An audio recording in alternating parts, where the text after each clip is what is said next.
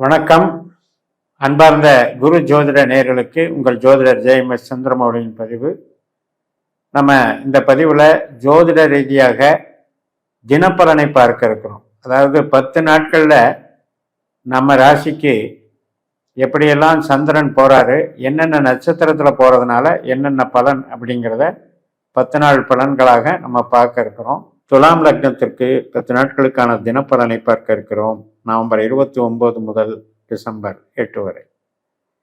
முதல் நாள் நவம்பர் 29 சனிக்கிழமை, பூரட்டாதி நட்சத்திரம், குருவனுடைய நட்சத்திரம், கும்பராசியில சந்திரன். 5ஆம் வீட்டில் சந்திரன் இருக்கிறது. பாசம், நேசம், கலைகள், தெய்வ ஈடுபாடுகள், வழிபாடுகள் இதையெல்லாம் இயக்கும். குழந்தைகள் மேலே இருக்கக்கூடிய பிரியத்தையும் காட்டும். அதுவும் இன்றைக்கு பூரட்டாதி, குழந்தை காரகன் என்று சொல்லக்கூடிய குரு அவருடைய நட்சத்திரம். ஏற்கனவே 5ஆம் வீட்டில் ராகுவும் குருவனுடைய நட்சத்திரத்தில் இருக்காரு.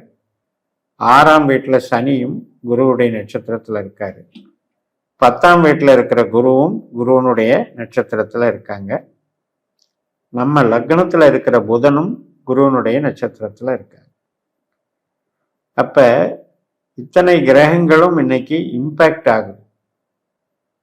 அதாவது ஒரு வகையில் தெய்வ அனுகூலங்கள், நல்ல இன்பமான நிகழ்வுகள், கவுன்சிலிங், கன்சல்டிங், கமிஷன், இது மாதிரி ஃபீல்டில் இருக்கவங்களுக்கு ஒரு சிறப்பை கொடுக்கறது. இதெல்லாம் பண்ணும்போது உற்பத்தி சார்ந்த தொழிலில் இருக்கவங்களுக்கு சனி ஹெல்ப் பண்ணுவார்.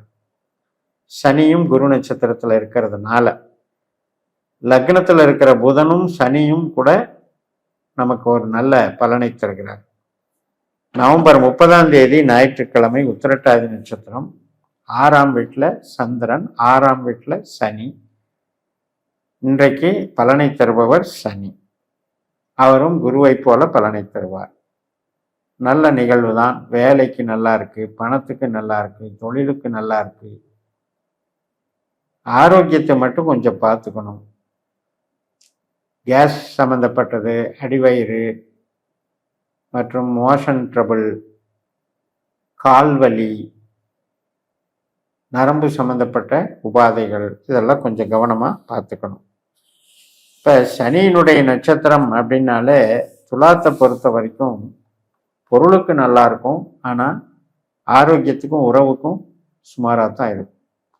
இப்போ நம்ம ஜாதகத்தில் சனி கெட்ட கிரகமாக இருந்தால் ரொம்பவுமே நமக்கு ப்ராப்ளம் பண்ணும். டிசம்பர் 1ஆம் தேதி திங்கட்கிழமை, ரேவதி நட்சத்திரம், புதன் நம்ம குரு நட்சத்திரத்தில் இருக்கார், நம்ம ராசிலேயே இருக்கார். குருவும் 10ஆம் வீட்டில் இருக்காரு. அதனால் பெருமை, புகழ், கௌரவம், சிந்தித்து செயல்படுதல், நம்ம சிந்தனைக்காக நம்ம நேரத்தை செலவிட்டு அதன் மூலம் புகழ் வருது. நினைக்கிறது நடக்கிறது அப்படிங்கிறது இன்னைக்கு நடக்கும். டிசம்பர் 2ஆம் தேதி செவ்வாய்க்கிழமை, அஸ்வினி நட்சத்திரம், லக்னத்துக்கு 7ல் சந்திரன். 7ஆம் வீடுங்கிறது குடும்பத்தை, கணவன் மனைவியை குறிக்கிறது, 2வது குழந்தையை குறிக்கிறது, பார்ட்னரை குறிக்கிறது, கஸ்டமரை குறிக்கிறது. இதெல்லாம் 7ஆம் வீடு தான். அஸ்வினி அதிபதி கேது லாபத்தில் இருக்கார். அதுவும் சுக்கிரனுடைய நட்சத்திரத்தில் இருக்காரு. சுக்கிரன் உங்களுக்கு 2ஆம் வீட்டில் இருக்கிறதுனால எதிர்பார்த்த பணவரவு, எதிர்பார்த்த ஒரு பொருள் சேர்க்கை. இப்போ ஒருத்தர் பிரியமானவர்கிட்ட ஒரு அன்பளிப்பு கிடைத்தா கூட அது பொருளாக வரும். அந்த வகையில் பொருளாதாரத்துக்கு நன்மை செய்யக்கூடிய நல்ல நாள். டிசம்பர் 3ஆம் தேதி பரணி நட்சத்திரம், மாலை 5:59 வரைக்கும் இருக்கு. சுக்கிரனுடைய நட்சத்திரம். தனஸ்தானத்தில் சுக்கிரன் சனி நட்சத்திரத்தில் இருக்கு. சனியும் 6ஆம் வீட்டில் இருக்கு. மிகச்சிறப்பு. அனைத்து விதமான தொழிலில், வேலையில், உத்தியோகத்தில் இருக்கவங்களுக்கு நல்ல ஈடுபாடோடு, அங்கீகாரத்தோடு வெற்றிகள் கிடைக்கும். ஒரு காம்படிட்டிவ் எக்ஸாம் எழுதினா கூட அதில் வெற்றிகள் கிடைக்கும். நமக்கென்று ஒரு மதிப்பு அது இன்னைக்கு நிச்சயமாக கிடைக்கும். மாலை 5:59க்கு மேலே கார்த்திகை நட்சத்திரம். டிசம்பர் 4ஆம் தேதி வியாழக்கிழமை மதியம் 2:53 வரைக்கும் இருக்கு. இப்போதான் 8ல் போகிறாரு சந்திரன். அப்போ கவனமாக இருக்கணும். ஞாபக மறதி, உடம்பு அலைச்சல், ஹீட் ஆகிறது, கோவப்பட்டு பேசுறது, இது மாதிரியான நிகழ்வுகள் நடக்கும். கொஞ்சம் கவனமாக இருக்கணும். சூரியன் சனியுடைய நட்சத்திரத்திலிருந்து மாறி புதனுடைய நட்சத்திரத்தில் பயணிக்கிறதுனால, புதனும் நமக்கு 2ஆம் வீட்டிலேயே இருக்கிறதுனால இன்றைய காரியங்கள் சந்திரன் 8ல் இருந்தாலும் எதிர்பாராத ஒரு பணவரவை குறிக்கிறதாகவும், லாபத்தை குறிக்கிறதாகவும், விடுபட்டு போன பணம் கிடப்பில் ரொம்ப நாளாக வராமல் இருந்த பணம் வர்றதாகவும், ஏதாவது ஒரு பொருள்கள் மூலமாக பொருள்கள் வாங்கி நாம் சேகரிக்கிற நிகழ்வுகளும் நடக்கும்.